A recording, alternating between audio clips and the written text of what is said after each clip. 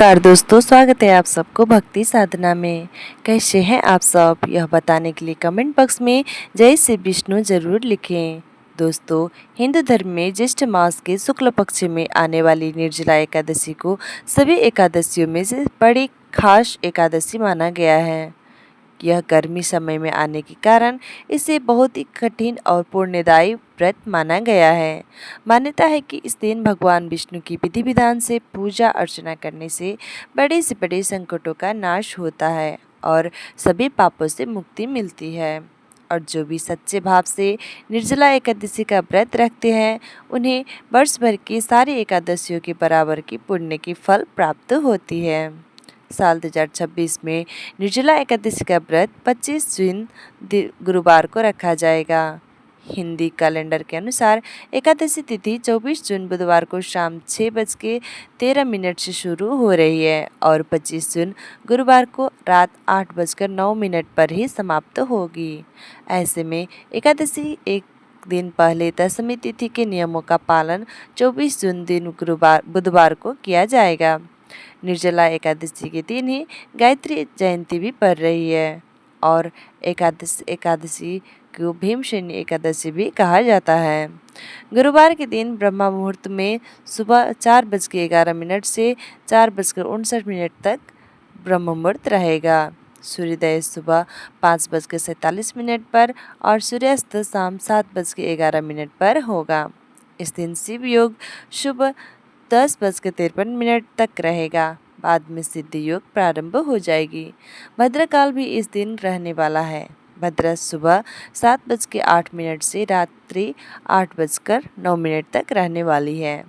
पाताल लोक में इस बार भद्रा का वास जरूर रहेगा, जिस कारण ये सब भद्रा पृथ्वी लोक पर अशुभ नहीं होगी।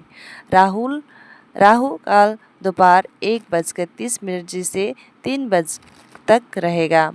द्वादशी तिथि 25 जून गुरुवार रात 8:10 से शुरू होकर 26 जून को शुक्रवार रात 10:22 पर समाप्त होगी। 26 जून शुक्रवार को ब्रह्म मुहूर्त सुबह 4:11 से 4:59 तक रहेगा। इस दिन सूर्योदय सुबह 5:47 पर और सूर्यास्त होगा शाम 7:12 पर। प्रातःकाल पूजा आप सुबह 4:25 से 5:25 के बीच में कर सकते हैं। राहु काल सुबह 10:30 से दोपहर 12 बजे तक रहेगा। इस बार द्वादशी तिथि के दिन सर्वार्थ सिद्धि योग बन रहा है।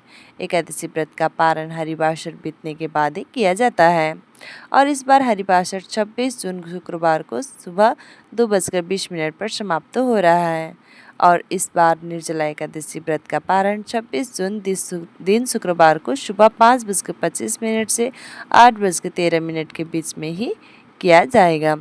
सूर्योदय होने के साथ ही आप व्रत का पारण कर सकते हैं।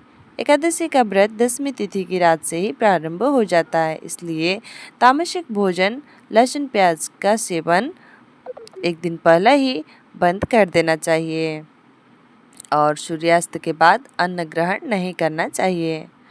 दोस्तों, शास्त्रों के अगर माने तो निर्जला एकादशी व्रत वाले दिन के सूर्योदय से लेकर अगले दिन द्वादशी तिथि के सूर्योदय तक जल ग्रहण नहीं किया जाता है। अगर आप असमर्थ हैं तो फल, दूध या जल जरूर ले सकते हैं। निर्जला एकादशी के दिन सुबह स्नान करके पीले वस्त्र पहनना चाहिए और भगवान के विष्णु की विधि विधान से पूजा करनी चाहिए। दोस्तों, भगवान के तुलसी दल के साथ पंचामृत का भोग जरूर लगाएं।